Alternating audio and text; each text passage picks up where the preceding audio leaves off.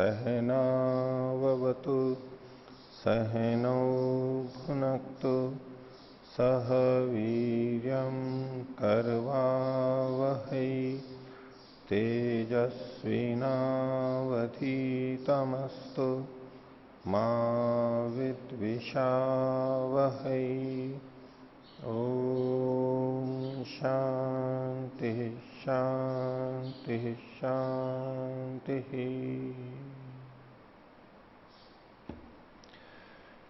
वेदांत दर्शन की 86वीं कक्षा वेदांत दर्शन के तृतीय अध्याय का तृतीय पाद हम देख रहे हैं और इसमें उपसंहार और व्यतिहार का प्रसंग चल रहा था और उसी के बारे में कुछ शंकाएं और उसके समाधान किए गए कि क्यों व्यतिहार और समाहार करना चाहिए।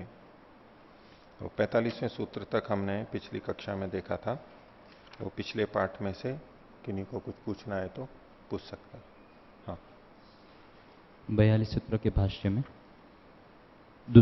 भाष्य की जो दूसरी पंक्ति है, हाँ, यतः सन्ति ही अनंताः परमात्मा गुणाः कथम कस्मिंश्चित् एकस्मिन् स्थले पठ्येरन्। तो इसमें कहा गया कि परमात्मा के गुण अनंत है, तो एक स्थल में कैसे पढ़े जा सकते। और भी एक वाक्य आता है कि परमात्मा के गुण कर्म स्वभाव अनंत है। तो ये जो गुण के विषय में प्रश्न था कि ये गुण तो सीमित दिखते हैं हमको, तो ये अनंत कैसे देख रहे। आपका कहना है कि गुण तो सीमित हैं, तो इन्होंने गुणों को अनंत क्यों लिख दिया है। तो गुणों की सीमितता जो आप सोच रहे हैं, कह रहे हैं, वो एक दृष्टि से ठीक है कि परमात्मा के गुणों का जहां वर्णन मिलता है, चाहे वेद हो, उपनिषद हो, दर्शन हो या अन्य श्लोक आदि में या किसी विद्वान योगी साधक के द्वारा कहे गए हों, कितने भी वो लिखे तो भी संख्या की दृष्टि से तो हम बांध सकते हैं उसको कि भाई इतने हैं, ये कुछ ना कुछ संख्या उसकी बैठेगी। बिल्कुल ही अनंत शब्द हो ऐसा तो नहीं कह सकते। तो इस दृष्टि से आपका कहना ठीक है कि इन्होंने अनंत क्यों कह दिया। अनंत शब्द होते, अनंत गुण है मतलब अनंत गुणवाचक शब्द हैं। यहां चूंकि पाठ की बात की जा रही है कि एक जगह परमात्मा के गुणों का पाठ किया गया, कुछ पाठ किए गए, कुछ शब्दों का पाठ किया गया, कुछ शब्दों का पाठ दूसरी जगह किया गया। तो प्रसंग प्रश्न में ये था कि ये जो शब्द हैं इनको जितने ये जो हम व्यतिहार कर रहे हैं या उपसंहार कर रहे हैं, ये ना करके सारे गुणों को एक साथ क्यों नहीं पढ़ दिया गया। तो ये जो सारे गुणों का एक साथ पढ़ना है, ये शब्द की दृष्टि से कथन चल रहा था। तो चूंकि शब्द तो सीमित ही हैं, जितने परमात्मा के गुणवाचक शब्द हैं शास्त्र में कहे गए हैं वो तो सीमित ही हैं। तो उस दृष्टि से आपका प्रश्न उचित है कि उन सीमित संख्या वाले शब्दों को एक स्थान पर क्यों नहीं लिया जा सकता। लिया जा सकता है, अनंत तो नहीं है। तो अब हम इनके वाक्य की संगति इस ढंग से लगा सकते हैं कि वो अनंत का मतलब है बहुत अधिक। अनंत का मतलब शब्द की दृष्टि से कह रहा हूं मैं, परमात्मा के वाचक शब्द, विशेषण शब्द बहुत अधिक हैं। जब उनको लिखने लगे तो कम से कम कोई एक पुस्तक तो बनी जाएगी। ये आप कुछ हजार तो कह ही सकते हो ना। अब कुछ हजार कहेंगे तो भी एक पुस्तक बन जाएगी। जब इतने सारे एक जगह आ गए, उसका उपयोग कैसे होगा। करेगा तो फिर भी एक एक का ही, कुछ का ही, सबका तो कर नहीं सकता है। और वक्ता उन गुणों को लेकर के जो कहना चाहता है, केवल गुणों का वर्णन तो है नहीं। अगर किसी एक वस्तु तत्व का विवरण दिया जा रहा हो, इसमें क्या क्या चीजें हैं, क्या क्या गुणधर्म हैं, जैसे कि पानी में क्या क्या गुणधर्म है, उसका क्या स्वभाव है, बस ये वर्णन दिया जा रहा हो नाम नाम की, ये ऐसा है, ऐसा है, ऐसा है, ऐसा है, तब उस प्रसंग में कह सकते हैं कि हां सारी चीजें आनी है और इकट्ठी की जा सकती हैं। लेकिन वेद और वेद के मंत्रों का तात्पर्य मात्र गुणों का उल्लेख करना नहीं है। जहां जहां भी गुण आए हैं उसके साथ साथ भी इन गुणों से उसकी स्तुति करनी चाहिए, उसको पुकारना चाहिए, उसकी प्रार्थना करनी चाहिए, उसका स्मरण करना चाहिए। इस तरह की दूसरे निर्देश विधि वहां पर मिलेंगे। अब यदि सारे गुणों को एक साथ कर दिया जाए अब वो व्यक्ति उसी को सुनता रहेगा। ठीक है, ईश्वर ऐसा है, ऐसा है, ऐसा है, ऐसा भी कहना क्या चाह रहे हैं। अब बहुत ज्यादा लंबा कर देंगे तो वो वाक्य ही नहीं बनेगा। कुछ 2, 4, 10 शब्द कहे, विशेषण कहे, फिर देखो परमात्मा की स्तुति करनी चाहिए, परमात्मा की स्तुति ऐसी करनी चाहिए, वो क्रियावाची शब्द आना चाहिए। मनुष्य की बुद्धि लगातार यही शब्द शब्द शब्द बोलते चले जाएं और क्रिया कहीं बाद में जाके आए तो हम उसका समन्वय नहीं कर सकते, हमारे लिए उपयुक्त नहीं है। तो अनंत शब्दों का वाक्य के रूप में प्रयोग बनाना, इकट्ठा करना, यानी बहुत अधिक शब्दों का एक साथ लाना हमारे वाक्यार्थ बोध की दृष्टि से संगत नहीं लगेगा। हम किसी का वाक्य का नाम लेने लगे, किसी ऐसा वाक्य बनाए अलग अलग व्यक्तियों के नाम बोलते हुए, ये सबके नाम बोलते चले जाएं। अब नाम तो सैकड़ों हैं, लाखों करोड़ों हैं, अरबों हैं, नाम बोलते चले जाएं, फिर अंत में जाकर के कहें कि ये सब मनुष्य हैं। वो नाम बोलते जा रहे हैं, वो नाम में ही लटक जाएगा बिल्कुल कि ये कहना क्या चाह रहे हैं, संबंध नहीं बनेगा, संगति नहीं बनेगी। तो अनंत यानी बहुत अधिक गुणों का एक साथ पढ़ा जाना उचित नहीं है, व्यवहार्य नहीं है, इसलिए नहीं पढ़े गए। इस तरह हम संगति लगा सकते हैं संख्या की दृष्टि से और शब्दों की दृष्टि से जहां तक देख रहे हैं। लेकिन इससे जुड़ी हुई जो बात है कि परमात्मा के गुण अनंत हैं, इस शब्द को केवल इतना पकड़ें तो गुण अनंत हैं, तो हम अपनी दृष्टि से परमात्मा के सभी गुणों को नहीं कह सकते। हम जितना भी कहेंगे उसके अतिरिक्त भी गुण परमात्मा में हैं, इस दृष्टि से भी वो अनंत है। हमें कुछ शब्द मिल गए, वेदों के मंत्र मिल गए, ऋषियों ने बता दिया और हमने मान लिया कि परमात्मा में ये गुण हैं, लेकिन वो कितने गुण हैं और ज्यादा उसके अतिरिक्त भी हैं ये नहीं पता है हमें, हम बोल नहीं सकते, हम जानते नहीं। जितना भी कोई जानता है तो भी उससे ज्यादा और बच जाते हैं। इस दृष्टि से, हमारी दृष्टि से भी, संख्या की दृष्टि से वो अनंत है। मनुष्यों की दृष्टि से और संख्या की दृष्टि से भी, दोनों मिला करके वो भी हमारे लिए अनंत है। हम पूरा नहीं कर सकते इसलिए अनंत है। समुद्र को हम तैर के पार कर रहे हैं, हम पार नहीं कर पा रहे हैं, तो हमारी दृष्टि से भाई तो अनंत है, कोई सीमा नहीं है, हमारी दृष्टि से कोई सीमा नहीं है, ऐसे कह सकते हैं। और यूं तात्विक दृष्टि से देखेंगे कि परमात्मा के गुण अनंत हैं, तो संख्या जितनी भी है लेकिन एक एक गुण अपने आप में अनंत है। परमात्मा का आनंद अनंत है, कोई सीमा नहीं है। परमात्मा का ज्ञान अनंत है, परमात्मा की न्यायकारिता अनंत है, परमात्मा की दयालुता अनंत है, सब चीजों में लगा लीजिए। उस दृष्टि से, मात्रा की दृष्टि से वो अनंत है। और तीसरी दृष्टि से देख सकते हैं कि परमात्मा के इन गुणों का अंत नहीं होता, समाप्ति नहीं होती, क्योंकि उनकी उत्पत्ति भी नहीं होती। क्योंकि नित्य परमात्मा के ये गुण धर्म हैं, इस दृष्टि से वो नित्य हैं, नित्य में नित्य ही रहेंगे। इस दृष्टि से भी अनंतता कही जा सकती है। यहां नहीं कहना चाह रहे हैं वो, लेकिन अनंत शब्द की जब व्याख्या करेंगे तो इस दृष्टि से भी अनंतता कही जा सकती है, मात्रा की दृष्टि से और काल की दृष्टि से अनंतता कही जा सकती है। ठीक है, और किसी को पूछना? बोलो। सूत्र संख्या 42, पृष्ठ संख्या 200। इसमें आचार्य जी जो ब्रह्ममुनि जी का भाष्य है, हाँ, उसी में जो प्रारंभ की 2 पंक्तियां हैं, उनमें उन्होंने तेषां परमात्मा गुणानां निर्धारणस्य एकस्मिन् स्थाने किल एतावत्तया प्रतिपादनस्य नियमो नियतिर्न संभवति, संभव नहीं हो सकता है क्योंकि वो अनंत है कहा है। किंतु जो भूमिका पूर्व पक्ष के रूप में उठाए हैं, वहां पर तो जितने जहां जहां पर भी शास्त्रों में परमात्मा के गुणों को कहा गया है, उपसंहार या व्यतिहार करने की बजाय उनकी एक जगह पर इकट्ठा करने की बात है, तो वो तो हो ही सकता है। तो उसका इसका प्रसंग तालमेल नहीं लगता। हाँ, वो थोड़ा सा अलग ढंग से व्याख्या हो गई। अगर भूमिका की दृष्टि से देखें कि भाई जितने पढ़े गए हैं सब जगह अलग अलग, उनको एक जगह भी तो पढ़ा जा सकता था, तो उस दृष्टि से है कि भाई इसमें तन निर्धारण अनियम, सूत्र की दृष्टि से अब देख रहा हूं, उसके निर्धारण का कोई नियम नहीं है। भाई ठीक है, और गुण भी ले लिए आपने, कितने गुण लेंगे आप? सारे लेंगे?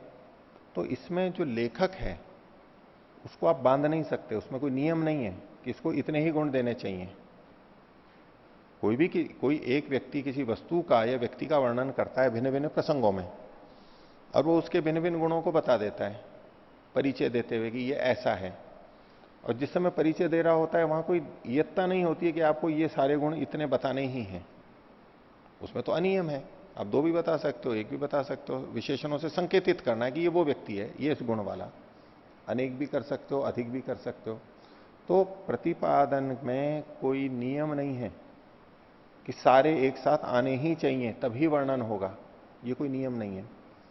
क्यों सारे का आग्रह पूर्व पक्षी कर रहा है कि सारे एक साथ ही आए, क्यों चाहता है वो? इसमें कोई नियम नहीं है, कम और अधिक आप कर सकते हैं, स्वतंत्रता है उसमें। इसलिए ये आग्रह ठीक नहीं है कि सारे वहां पर आने चाहिए। और जैसा कि पहले वाले प्रश्न के उत्तर में भी मैंने बात रखी, यदि परिकल्पना करें कि सारे के सारे गुणों को एक साथ कर भी दिया जाए तो वाक्य कितना लंबा बनेगा? एक ही वाक्य में तो आने पड़ेंगे ना वो सारे के सारे शब्द।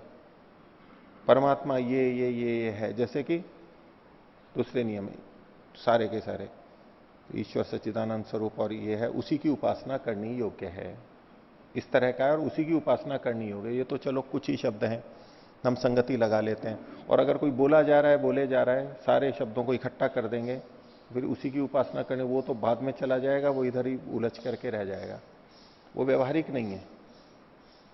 और इतना सब कुछ बताने की आवश्यकता नहीं है।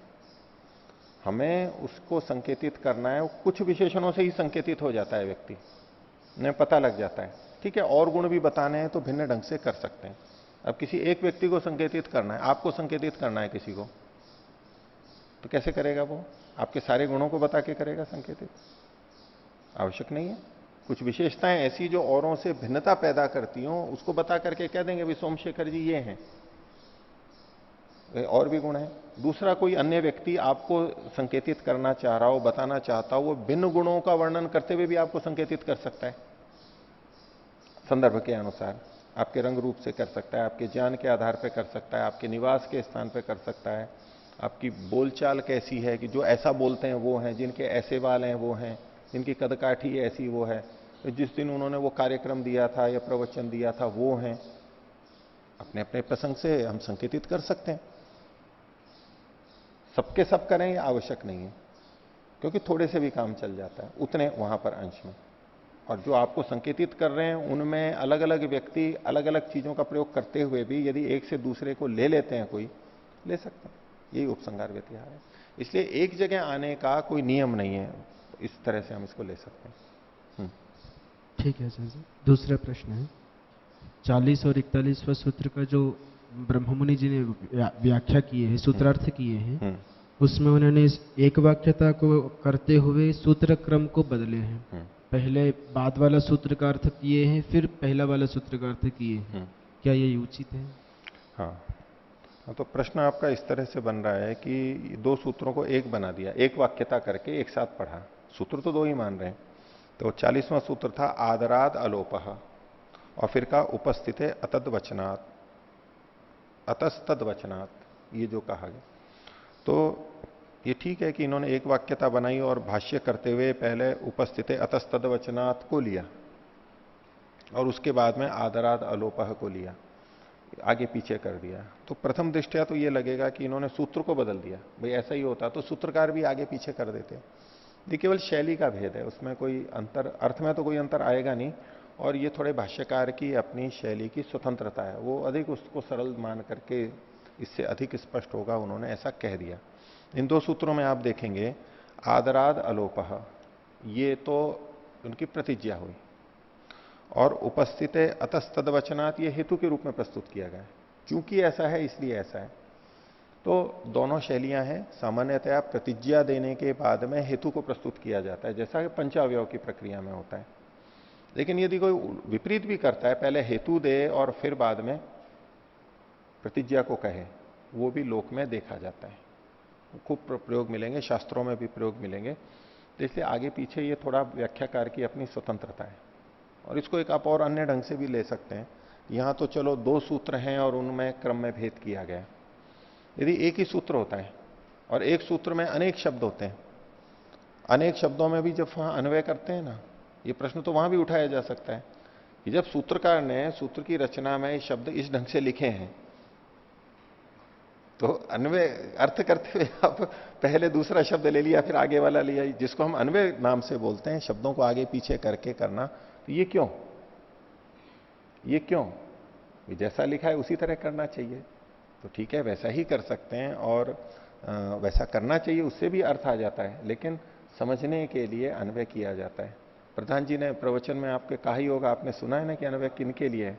अपने गुरु जी का उद्धरण कर देते हुए बोलते हैं ना वो, अन्वय किन लोगों के लिए? मूर्खों के लिए। मूर्खों का मतलब है कम जानने वालों के लिए। और संस्कृत का श्लोक है, और संस्कृत अच्छी आती नहीं है, तो कैसे अर्थ समझे? तो शब्द को आगे पीछे करके वाक्य रचना कर दिया।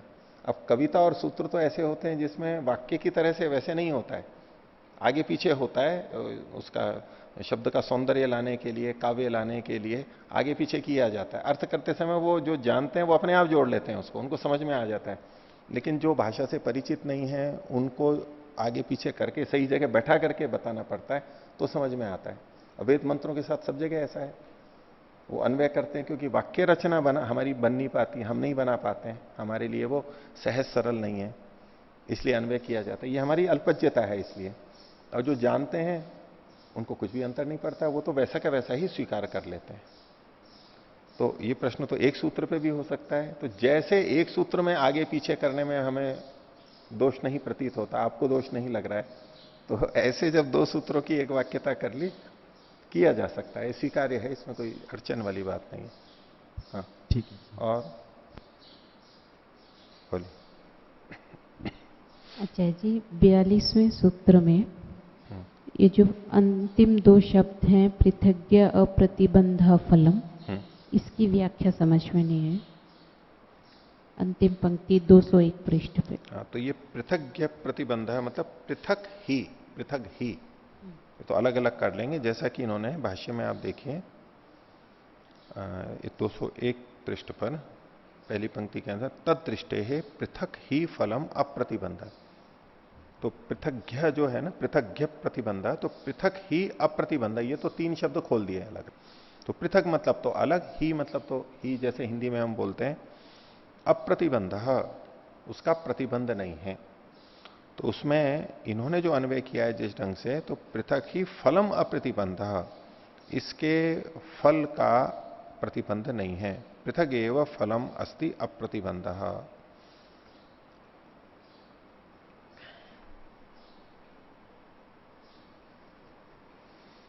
एक तो होता है अप्रतिबंध, मतलब निर्बाध रूप से, बिना किसी रुकावट के।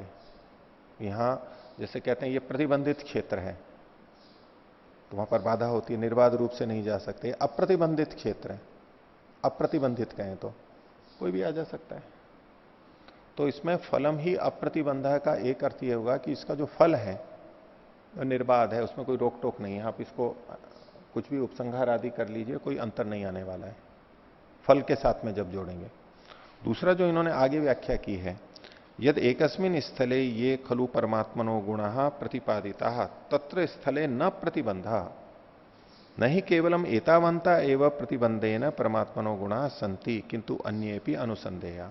तो ये प्रतिबंध को इन्होंने आगे खोला है कि जितने गुण वहां पर कहे गए हैं, 2, 4, 10 एक स्थान पर, उसमें इसको बांधा नहीं है कि इतने ही यहां पर होंगे। प्रतिबंध का मतलब है जितने कहे गए हैं उतने का ही होना। इस वाहन में 5 जने बैठ सकते हैं तो 5 ही बैठ सकते हैं, 6 नहीं बैठ सकते, ये प्रतिबंध हुआ ना। मोटरसाइकिल पे 2 ही बैठ सकते हैं, 3 नहीं बैठ सकते, ये प्रतिबंध हुआ। तो यहां समझ लीजिए ये जो विशेषणवाची शब्द हैं, परमात्मा के गुणवाची शब्द हैं, ये जितने पढ़े गए हैं उसका प्रतिबंध नहीं है, अप्रतिबंध है। इतने ही पढ़े जाएं ऐसा नहीं है, दूसरे भी आ सकते हैं। दूसरे कैसे आएंगे? तो उपसंहार और व्यतिहार से आएंगे। एक तो संख्या की दृष्टि से ये ही इतने ही होंगे ऐसा नहीं है, इसका मतलब है उपसंहार कर सकते हैं और गुण आ सकते हैं।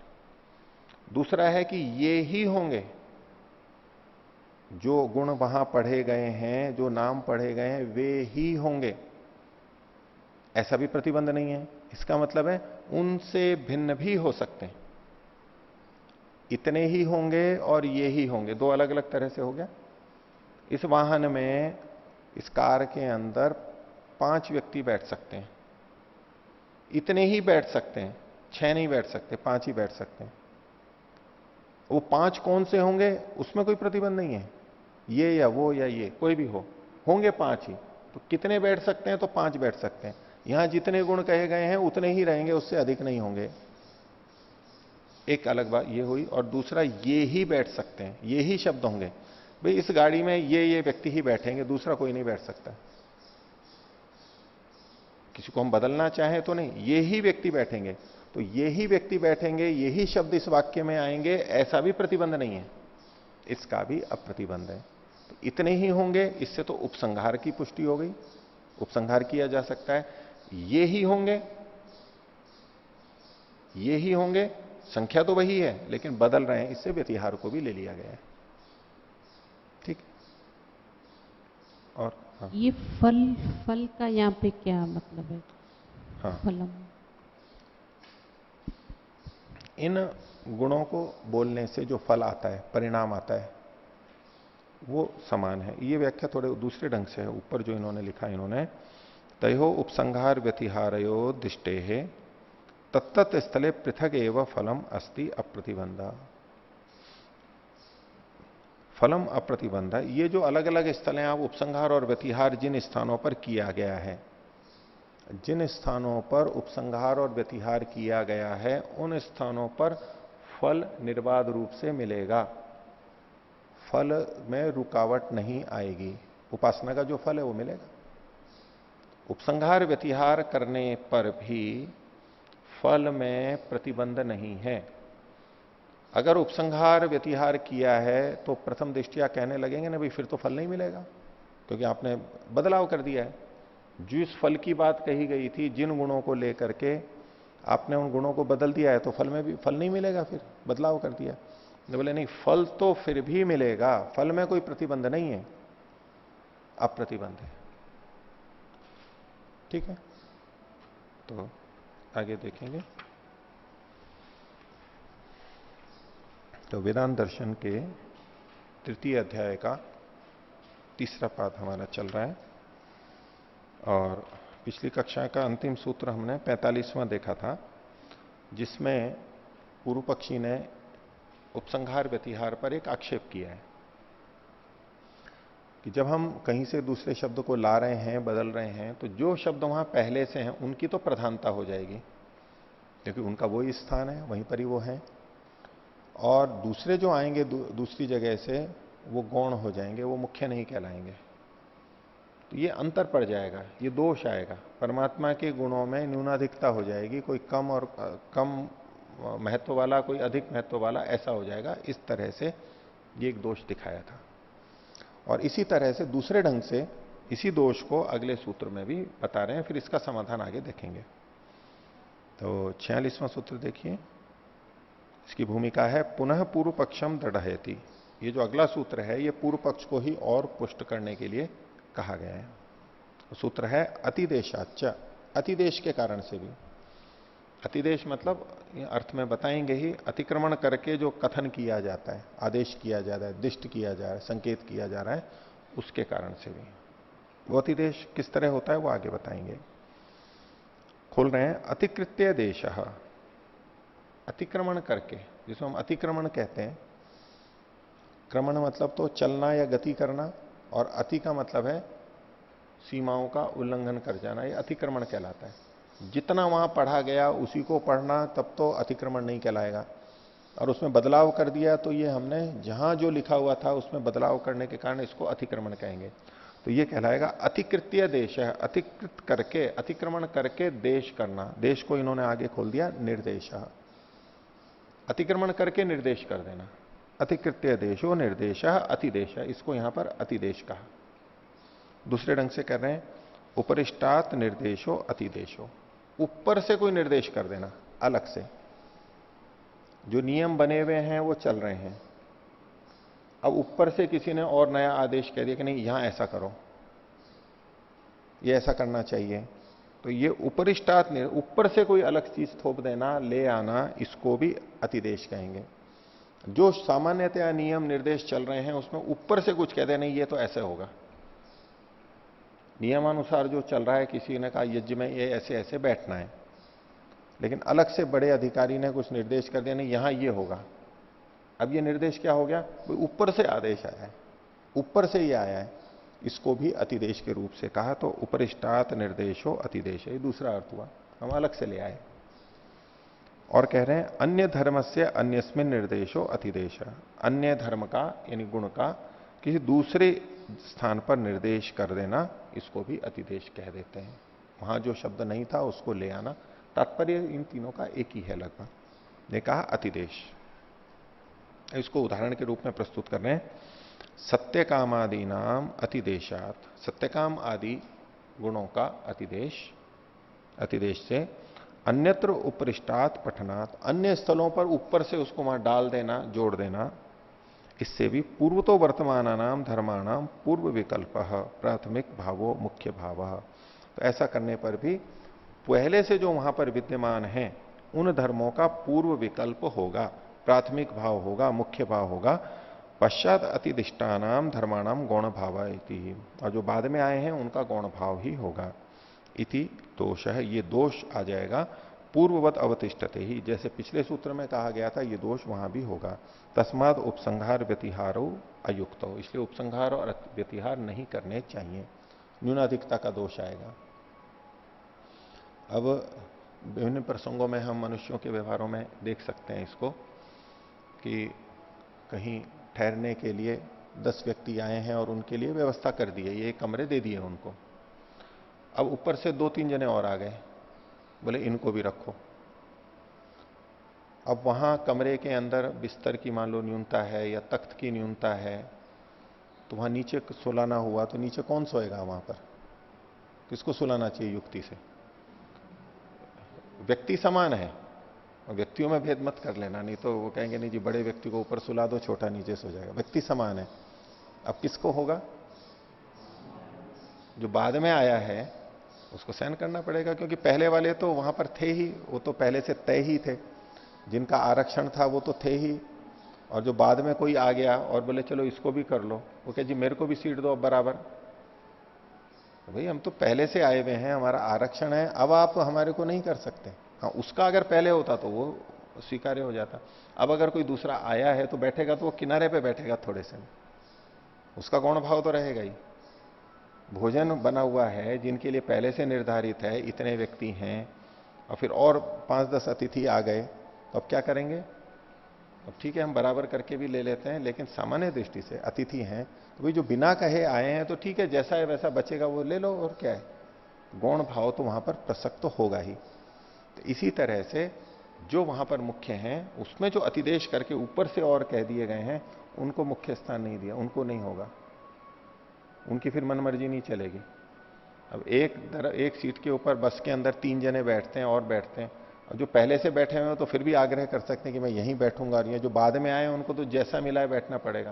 वो पहले तो आ जाए, फिर कहे कि नहीं मेरे को तो यहां दो और आप थोड़ा उधर खिसको, और मेरे को पूरी जगह दो और मैं खिड़की पे बैठूंगा, अब ये उसका अधिकार नहीं बनता। वो गौण भाव को तो प्राप्त होगा ही। कक्षाओं में भी होता है, वो कई बार उससे विपरीत भी हो जाता है कि जो विद्यार्थी शुरू से बैठ रहे हैं, मुख्य रूप से जिनके लिए पाठ चलाया, अब बीच में कोई आ गया और बोले कि मैं भी पढ़ना चाहता हूं, बैठा लिया उसको, और बैठाने के बाद में वो वहां पर मुख्य बन बैठा। वो बोले जी मेरे प्रश्नों का उत्तर होना चाहिए, मेरे को समय दिया जाना चाहिए, और वो इतना करने लगे कि पहले वालों को बाधा होने लग जाए। अब दोनों उनमें से क्या निर्णय करेंगे? जो पहले से बैठ रहे हैं उनके अनुसार ही चलेगा, उनका मुख्य भाव है, पहले से है। ये तो अतिदेश करके बाद में आया है, उसकी गौणता तो होगी ही, माननी ही पड़ती है, उचित है, न्याय संगत है। इस दृष्टि से इसने कहा कि परमात्मा के गुणों में आप ये उपसंहार व्यतिहार करेंगे तो गौण मुख्य भाव हो जाएगा, और ये तो गलत है। सब समान, परमात्मा के तो सभी गुण अद्भुत हैं और सभी अच्छे अच्छे हैं, तो क्यों गौण मुख्य भाव करो? तो ऐसे इस ढंग से ही उसने दोष दिखाने का प्रयास किया। हो गया। अब इसका समाधान कर रहे हैं 47वां सूत्र। इदानीम उत्तरयति, अब इसका उत्तर देते हैं। सूत्र है विद्यैवतो निर्धारणात्, विद्या एवतो निर्धारणात्। तो बोले कि ये सब ऐसा होते हुए भी विद्या तो वही की वही है, विद्या का मतलब यहां पर उपासना विद्या या साधना विद्या, योग विद्या की तरफ से उपासना विद्या ले लीजिए। अरे इन शब्दों को भले ही आपने इधर से उधर किया है, लेकिन विद्या तो वही है, गुण तो वही परमात्मा के हैं, उपासना विद्या ही चल रही है, उसमें कौन सा भेद आ रहा है? तो चूंकि ये विद्या ही है, इसलिए इसमें न्यूनाधिकता इन शब्दों की नहीं मानी जाएगी। भाष्य, विविधानाम परमात्म गुणानाम मानस क्रियावत पौर्वापरेण चिंतना भवतु। पीछे चूंकि सिद्धांति ने यह बात रखी थी, क्रिया मानसवत, पूर्व पक्षी ने 45वें सूत्र में उसको उद्धृत करते हुए कह रहे हैं, बोले ठीक है कि परमात्मा के बहुत सारे गुण हैं और इसमें पौर्वापर्य की चिंतना तो हो कि भाई ये पहले होगा या बाद में होगा, पहले इसको बोलेंगे बाद में, इतना तो ठीक है, चल सकता है। न ही विद्यात्वम हीयते, लेकिन विद्यापना, ज्ञान जो है उसमें तो कोई न्यूनता नहीं आ रही है वहां पर। सा ही ब्रह्म विद्या ही तो अवतिष्ठते, ब्रह्म विद्या तो वो फिर भी कहलाएगी। पहले वाले गुणों के माध्यम से जब हम प्रस्तुति दे रहे हैं, परमात्मा की स्तुति कर रहे हैं, वो भी ब्रह्म विद्या है, और बाद के जो शब्द उपसंहार व्यतिहार से आए हैं वो भी है तो ब्रह्म विद्या ही। तो इस दृष्टि से वो समान है, ब्रह्म विद्या की न्यूनता नहीं है। तो सा ब्रह्म विद्या ही तू अवतिष्ठते, यथा ही काचित विद्या स्वकीय दृष्टादृष्ट लक्षण ही सदा अवतिष्ठते। जैसे कोई भी विद्या हो, संसार की जो विविध विद्याएं हैं वो अपने दृष्ट और अदृष्ट लक्षणों से विद्यमान रहती है।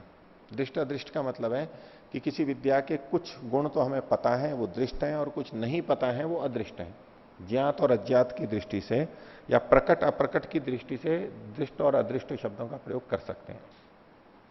कि कोई विद्या है, उस विद्या के कुछ गुण हमें पता है, मान लीजिए व्याकरण ले लेते हैं या दर्शन ले लें, भी व्याकरण विद्या के जो गुण हैं वो कुछ हमें पता है और कुछ हमें पता नहीं है, या प्रकट नहीं किए गए, बोले नहीं गए।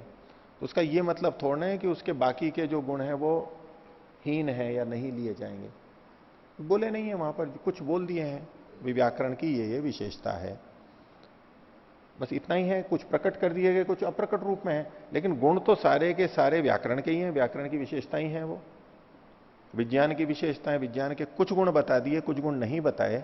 इसका ये मतलब थोड़ा है कि जिन गुणों को नहीं बताया वो हीन कोटि में चले गए, भाई वो भी तो विज्ञान के ही गुण है, वो भी तो व्याकरण के ही गुण है। ऐसे ही परमात्मा के जो गुण वहां पर पढ़े गए हैं, जो दृष्ट हैं वहां पढ़े गए दिखाई दे रहे हैं, और जो उस जगह नहीं पढ़े गए हैं वो अदृष्ट हैं। भले ही दूसरी जगह पढ़े गए हैं, लेकिन उस स्थल की दृष्टि से वो अदृष्ट है, यहां दिखाई नहीं दे रहे हैं। तो बोले इस दृष्टि से कोई अंतर नहीं आता, वो सब उसी विद्या की विशेषताएं गुण कहलाते हैं, ऐसे ही परमात्मा के भी कहलाएंगे। इसलिए इसमें जो गौण मुख्य भाव का दोष आप दिखा रहे हैं, न्यूनाधिकता का, ऐसा कोई दोष नहीं आएगा। ये केवल प्रकटीकरण है, इस व्यक्ति ने इस वाक्य में परमात्मा के इन गुणों को प्रकट कर दिया, बस इतना ही तो है। इससे दूसरे गुणों की हेयता नहीं आ जाती है।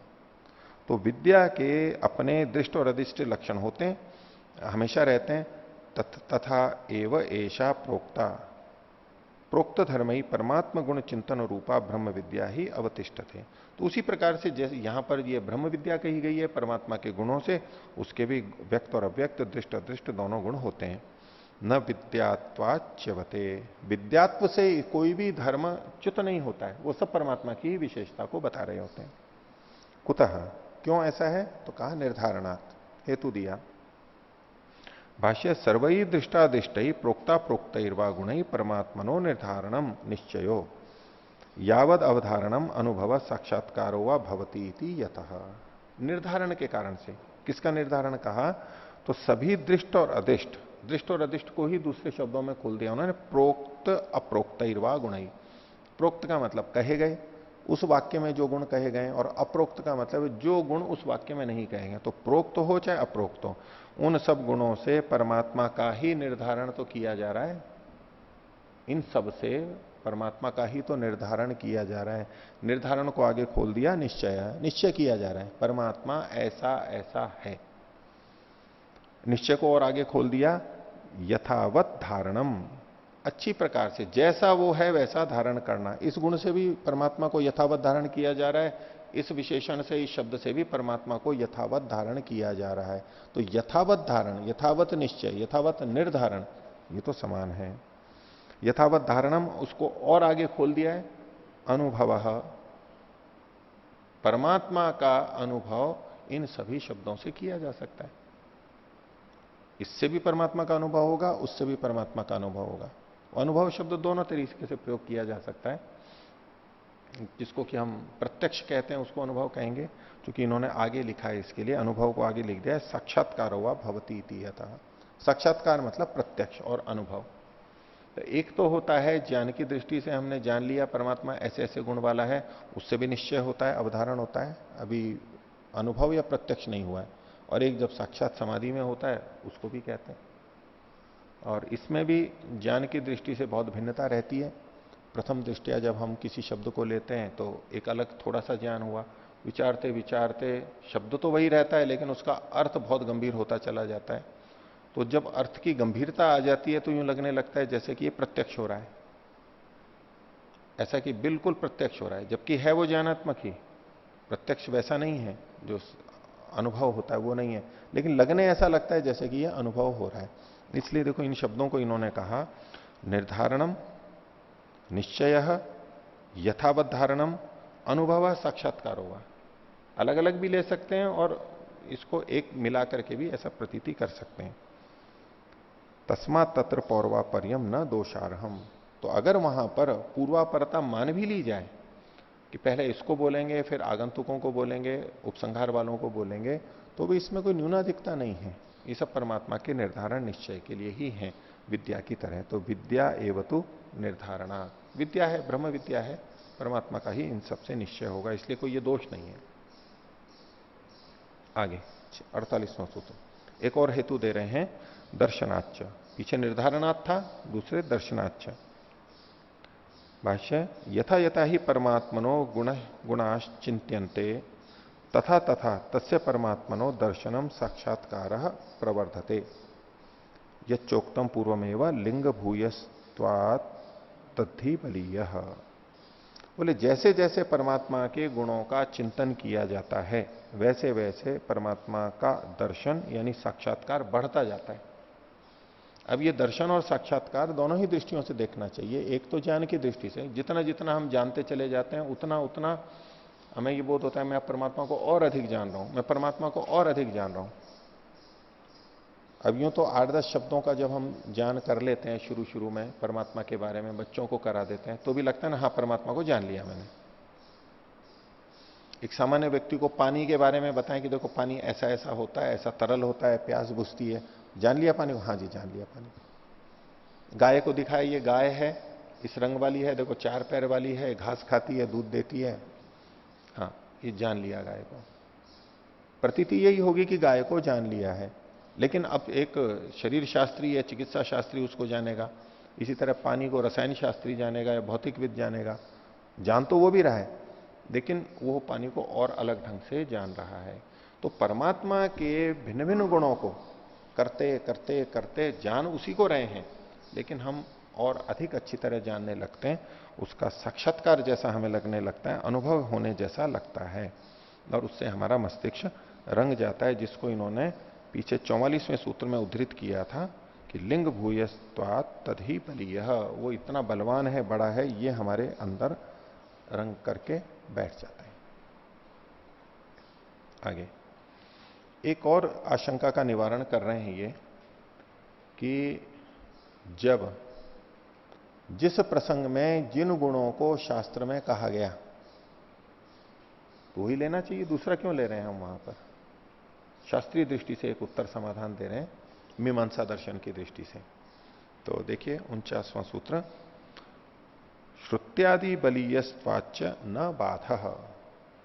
श्रुति आदि के बलीयस्व के कारण से, उनकी बलवत्ता के कारण से, इसलिए भी कोई बाधा नहीं है। जब हम ये कहते हैं कि यहां जो गुण पढ़े गए हैं उन्हीं का ग्रहण होना चाहिए, हम किस आधार पर कहते हैं? प्रकरण के आधार पर कहते हैं। यहां प्रकरण में यही पढ़ा गया है तो यही लेना चाहिए। और जो श्रुति, लिंग, वाक्य, प्रकरण, स्थान और समाख्या मीमांसा दर्शन की दृष्टि से, तो श्रुति, लिंग, वाक्य और प्रकरण, तो प्रकरण तो चौथे स्थान पे आ रहा है। हम कहते हैं भाई प्रकरण यही है तो यही लेने चाहिए। ये कहते हैं कि श्रुति और लिंग है ये प्रकरण से बलवान होते हैं। अब दूसरी जगह पे परमात्मा के गुण कहे गए हैं तो वहां से हमें श्रुति और लिंग से पता है कि ये गुण परमात्मा के हैं, ये हमारे को निश्चय है। तो श्रुति प्रमाण के आधार पर वो यहां वहां से उठ के यहां पर आ सकते हैं, लिया जा सकता है। आप प्रकरण के आधार पर उनको रोक नहीं सकते हो। हम कहें कि नहीं प्रकरण यही है, इसी को ही लेना चाहिए, दूसरे गुण नहीं लेने चाहिए, तो केवल प्रकरण के आधार पर आप श्रुति में, अन्यत्र श्रुतियों में जो परमात्मा के गुण कहे गए उनको रोक नहीं सकते हो यहां आने से। जिन्होंने इस ढंग से व्याख्या की क्योंकि श्रुति और लिंग प्रकरण की अपेक्षा बलवान होते हैं, इसलिए वो गुणधर्म यहां पर आ सकते हैं। एक और तरीके से इसकी पुष्टि की जा रही है शास्त्र की, कैसा किया जा सकता है उपसंहार और व्यतिहार। भाष्य देखिए, यत प्रकरणे यैर गुणैर युक्त परमात्मा प्रतिपादिता, जिस प्रकरण में जिन गुणों से युक्त परमात्मा का प्रतिपादन यानी वर्णन किया गया है, तत्र प्रकरणे, उस प्रकरण में तहिरेव गुण ही परमात्मा लक्ष्य कर्तव्य है। परमात्मा को संकेतित करना हो तो उन्हीं गुणों से करना चाहिए उस प्रसंग में। नहीं तत्र उपसंहार व्यतिहार कर्तव्य, उपसंहार व्यतिहार ये नहीं करने चाहिए। अग्रह से अन्यथात्वे अन्यत व्यक्तव्य अन्यत वक्तव्यम इदम अपि अस्ति। तो इसमें पीछे से ये देखिए, उपसंहार व्यतिहारो कर्तव्यो इति अग्रहस्य, अग्रहणस्य या तो आना चाहिए, इति आग्रह से है ये, ठीक है। ये जो आग्रह है कि न ही तत्र उपसंहार व्यतिहारो कर्तव्य, उपसंहार व्यतिहार नहीं करना चाहिए, इस आग्रह का अन्यथात्व यानी इसके खंडन में, इसको निरस्त करने के लिए अन्यत वक्तव्यम इदम अपि अस्ति, इसको इस ढंग से भी निरस्त किया जा सकता है। ये आग्रह कि यहां पर यही होना चाहिए, इस आग्रह को दूसरे ढंग से भी निरस्त करते हैं, खंडन कर सकते हैं। क्या? यत प्रकरणा श्रुत्यादि नाम बलियस्त्वम अस्ति, प्रकरण की अपेक्षा श्रुति आदि का बलियस्त्व है, बलवत्ता है। यथाच उत्तम दर्शनांतरे, जैसे कि भिन्न दर्शन में यानी मीमांसा दर्शन में ये कहा गया है। तो मीमांसा दर्शन का सूत्र दिया, श्रुति लिंग वाक्य प्रकरण स्थान समाख्यानाम समवाये पार दौर्बल्यम अर्थ विप्रकर्षात। यहां पर ये जो 6 शब्द गए हैं, श्रुति, लिंग, वाक्य, प्रकरण स्थान और समाख्या, इनके विस्तार में तो नहीं जाते, पर यहां हमारे को देखना है एक तो प्रकरण जो कि चौथे स्थान पर आया, श्रुति, लिंग, वाक्य और प्रकरण, और प्रकरण से पहले श्रुति और लिंग आए हुए हैं। तो इनके समवाय में जब ये एक ही जगह पे उपस्थित हो रहे हो, ये सब अपने आप में प्रमाण है, किसी चीज के निर्धारण के लिए इनको प्रमाण के रूप में प्रस्तुत किया जा सकता है, 6 प्रमाण है। लेकिन जब एक ही जगह पे 2 चीजें उपस्थित हो रही हो तो उनका समवाय हो, तो पार दौर्बल्यम, इसमें जो पर वाला है, बाद वाले हैं, उनकी दुर्बलता होती है। पहला बलवान है, दूसरा उससे कमजोर है, तीसरा दूसरे से भी कमजोर है, पहले दूसरे दोनों से कमजोर है, और चौथा प्रथम तीनों से कमजोर है, और 5वां चौथे से भी कमजोर है। ये पार दौर्बल्यता है, बाद वाला दुर्बल होता है। पार दौर्बल्यम, पर वाले की दुर्बलता होती है। क्यों? अर्थ विप्रकर्षात, अर्थ के दूर होने के कारण से। विप्रकर्ष कहते हैं दूरी होने से, उससे वाक्य से जो अर्थ निकाल रहे हैं उसमें अर्थ निकलने में देरी होती है। श्रुति से जो अर्थ आता है वो सीधे सीधे एकदम आ जाता है, लिंग से जो आता है तो पहले श्रुति निकल्पित करनी पड़ती है, फिर अर्थ आता है, जैसा कि अर्थ संग्रह में हमने देखा, और आगे मीमांसा दर्शन में इस बिंदु, इसके ऊपर काफी चर्चाएं चलेंगी। तो चूंकि बाद वालों से अर्थ आने में देर होती है, काल की दृष्टि से, प्रक्रिया की दृष्टि से, इसलिए उसकी दुर्बलता है। जिससे जितना शीघ्र अर्थ ग्रहण होता है उसको उतना बलवान माना गया है। तो इस दृष्टि से बाद वाले दुर्बल हैं, पहले वाला बलवान है। तो एवं आयतनादिम आयतनादिन, आयतन आदि को समान लिंगम आश्रित्य भिन्न भिन्न प्रकरणेषु अपि यान यान परमात्म गुणान श्रुति प्रतिपादयति तत्र तत्र सर्वत्र प्रकरणेषु तेषाम गुणानाम उपसंहार व्यतिहारो कर्तव्यो।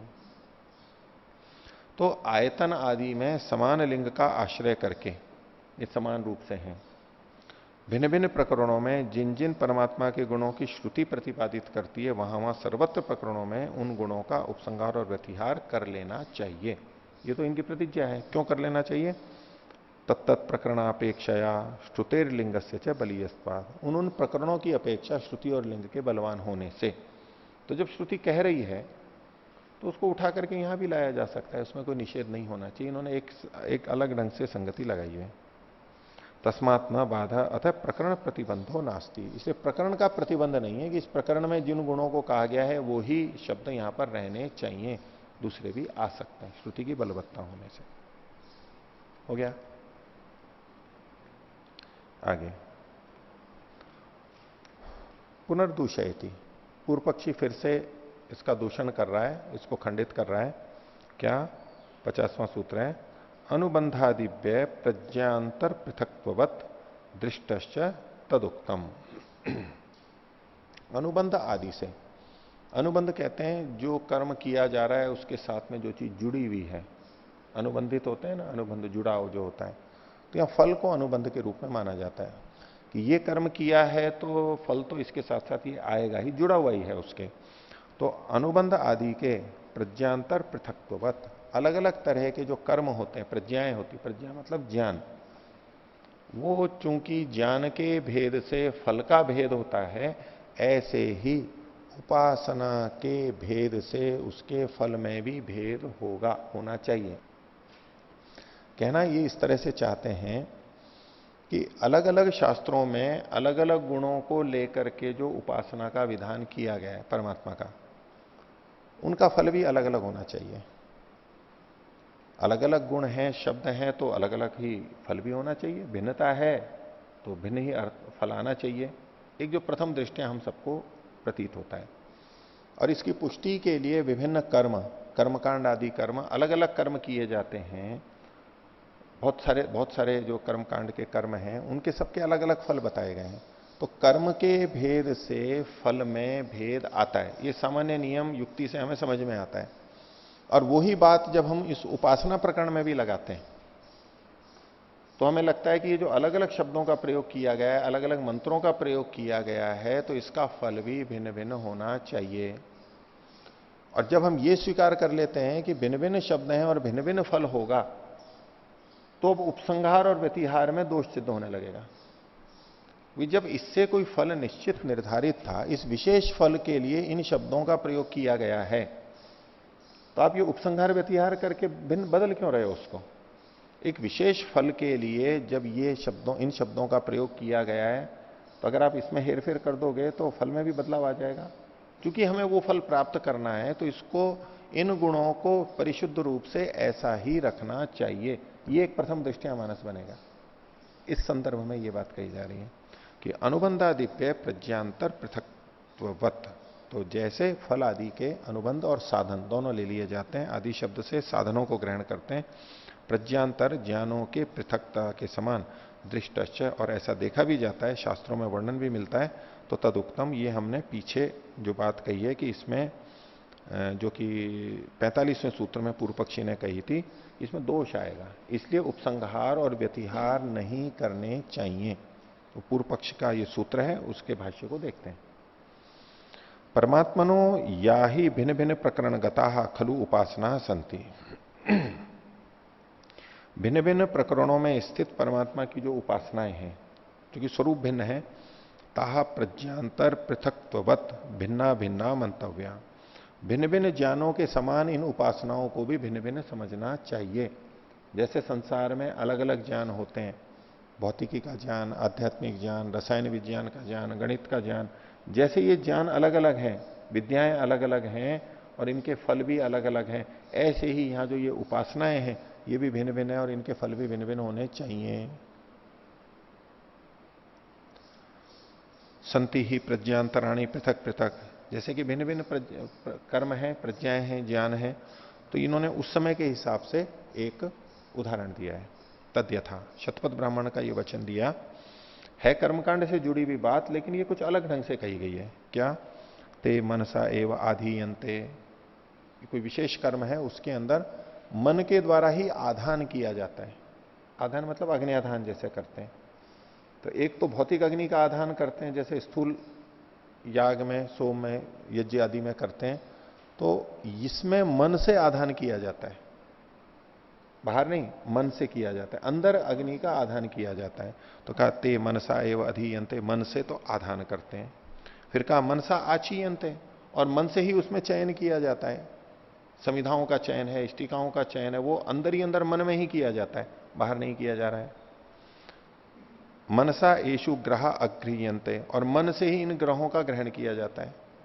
जैसे कर्मकांड में सोमयाग में आपने देखा, वो ग्रह पात्र होते हैं, इसमें सोमरस रखते हैं, फिर उस आहुति देते हैं। वो जो जैसे वो ग्रह हैं, ग्रहों का ग्रहण किया जाता है, उनको लिया जाता है, तो बोले ये मन से किया जाता है। ये भिन्न प्रक्रिया है, विद्या की भिन्नता बता रहे हैं।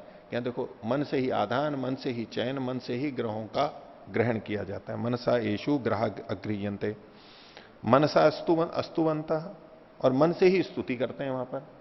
इधर तो वाणी से कर देते हैं, बोल के करते हैं, वहां पर वाणी से नहीं करते, मन से ही स्तुति करते हैं। मनसा अशंसन, मन से ही शंसन करते हैं, वो भी एक तरह की स्तुति ही है। आगे कह रहे हैं यत्किंच यज्ञ कर्म क्रियते, यज्ञ में जो जो भी कर्म किया जाता है। यहां इन्होंने कुछ कर्मों के उदाहरण मात्र दिए हैं। ये जो आधान, चयन और ग्रहों का ग्रहण और स्तुति और शंसन है, ये कुछ उदाहरण दे दिए हैं। केवल इतना ही नहीं, सब कुछ। उसके लिए इन्होंने कहा यत्किंच यज्ञ कर्म क्रियते, यज्ञ में जो कुछ भी कर्म किया जाता है, अथवा दूसरे शब्दों से यत्किंच यज्ञीयम कर्म, और जो कुछ भी यज्ञीय कर्म है वो सब मनसा एवं, वो मन से ही किया जाता है यहां पर। अब ये जो अंत में बात कही गई दो ढंग से, जो कुछ यज्ञ में कर्म किया जाता है, यज्ञ एक प्रक्रिया हो गई पूरी, आरंभ से लेकर अंत तक, उसके अंतर्गत जितने जितने कर्म किए जाते हैं, या तो यूं कह लो, अथवा यत्किंच यज्ञीयम कर्म, जो यज्ञ से संबंधित कर्म है वो सारे के सारे, यानी यज्ञ जो चल रहा है उसके अंतर्गत आने वाले और उससे संबंधित जो इतर हैं वो भी, या तो कह लो कि यज्ञ में जो कर्म किए जाते हैं, अथवा कह लो कि जो यज्ञ से संबंधित कर्म किए जाते हैं, यज्ञीय कर्म है, वो सारे के सारे यहां पर मन से किए जाते हैं, बाह्य रूप से नहीं। तेषु तन मनोमयेषु, तो ये जो कर्म है जो कि मनोमय है, मन से ही सारे के सारे किए जा रहे हैं। मनश्चित्सु, जो मन की ही जिसमें प्रधानता है, ये सब मनोमयम अक्रियत है, उसको सब मनोमय कर लेता है, मानसिक रूप से इन सारी क्रियाओं को करता है। अब ये जो विधान हुआ, ये विद्यांतर मान रहे हैं।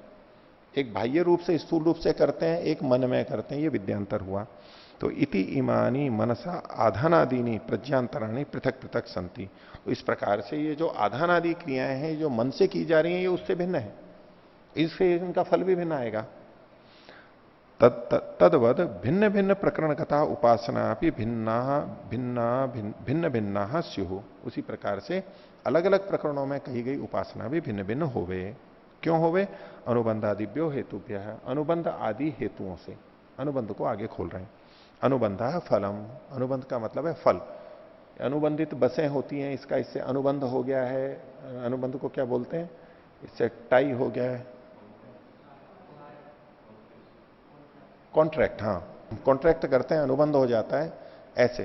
तो फल तो क्रिया के साथ में अनुबंध है, उसका कॉन्ट्रैक्ट है कि कर्म होगा तो फल तो आने ही वाला है, ये तो होना ही है, बंधा हुआ है, ये इसको अनुबंध कहते हैं, पीछे पीछे बंधा हुआ है, ये अनुबंध कहलाता है। तो अनुबंध का मतलब है यहां पर फल। आदि शब्देन साधन प्रकारों अपि गृह्यते, जो आदि कहा उससे जो साधन और प्रकार हैं, विधियां हैं, उसका भी ग्रहण किया जाता है। देखिए शब्द से देखो कितना लगता है कि फल शब्द को अनुबंध शब्द से जोड़ दिया इन्होंने। नहीं तो हमारे मन में आ जाता है हमने ये कर्म किया है तो भाई फल तो पता नहीं मिलेगा या नहीं मिलेगा, भाई फल का नाम ही अनुबंध है, वो तो जुड़ा हुआ रहेगा ही, जाना ही कहां है वो। यहां मिले ना मिले एक अलग बात है, लेकिन वो तो मिलना ही है, अनुबंधित है, वो तो बंधा हुआ है। यदंग दाशुषे तम अग्ने भद्रम करिष्यसि, तो दान देने वाले का तो भद्र करेगा ही, ये तो अनुबंध है उसका, ये अनुबंधी तो है परमात्मा का, वो तो जुड़ा हुआ ही है। अनुबंध शब्द से फल का ग्रहण किया। आगे तो यथा ही यज्ञीय कर्मणि प्रज्ञांतराणि प्रयुज्यन्ते, जैसे यज्ञीय कर्मों में भिन्न भिन्न प्रज्ञांतर यानी भिन्न ज्ञानों का को प्रयोग किया जाता है, तथा परमात्मनि बहुविध उपासना प्रयुज्यन्ते, ऐसे परमात्मा के प्रसंग में भी तरह तरह की उपासनाएं की जाती हैं, अलग अलग ढंग से करते हैं। तो तावी से परमात्मा दृष्टो भवति, उन क्रियाओं से, उन उपासनाओं से वो परमात्मा दृष्ट होता है, यानी ज्ञात होता है, उसका साक्षात्कार होता है। तदेतत उक्तम भवति, तदेतत उक्तम भवति, जैसा कि पीछे कहा गया, पूर्व विकल्प प्रकरणात्। तदुक्तम जो सूत्र में कहा गया है उसी को व्याख्या कर रहे हैं कि हम पहले कह भी चुके हैं। किस तरफ संकेत है? 45वें सूत्र की तरफ, कि पूर्व विकल्प प्रकरणात् स्यात् क्रिया मानसवत्। तो इसमें न्यूनाधिकता हो जाएगी। इति पूर्व पक्ष सूत्रे। जब ये मान लिया कि इन सब उपासनाओं के फल अलग अलग हैं, उपासनाओं का स्वरूप अलग अलग है, तो इनके फल भी अलग अलग हैं। जैसे कि कर्म कांड के कर्म अलग अलग होते हुए उनके फल अलग अलग हैं, तो उसमें न्यूनाधिकता तो माननी ही पड़ेगी ना। फल के अनुसार जिसका फल अधिक है वो बड़ा है, जिसका फल कम है वो न्यून होगी। तो फल को अगर इस तरह भिन्न भिन्न करेंगे तो न्यूनाधिकता तो आ ही जाएगी। और जब न्यूनाधिकता आएगी, इस कर्म का ये फल है, तो वो विशिष्ट कर्मों के विशिष्ट फल हैं, बंधे हुए हैं वो उसके साथ में। इसके साथ ये होगा, इसके साथ ये होगा। तो ऐसे में उपसंहार और व्यतिहार नहीं करना चाहिए। मूल जाके तात्पर्य यहां पर आ रहा है उनको, कि आप जो भेद कर रहे हो तो फिर तो सब गड़बड़ हो जाएगी। तो ये इसका पूर्व पक्ष का कथन हुआ। इसका उत्तर अगले सूत्र से देंगे। तो आज का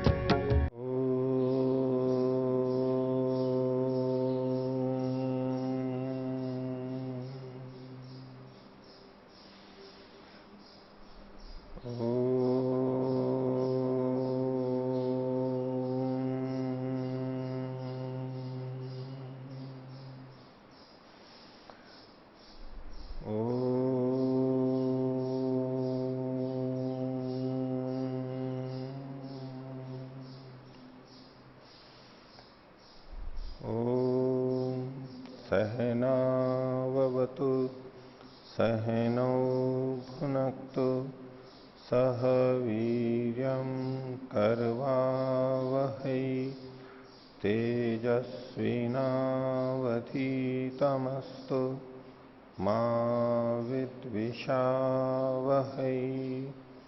ओम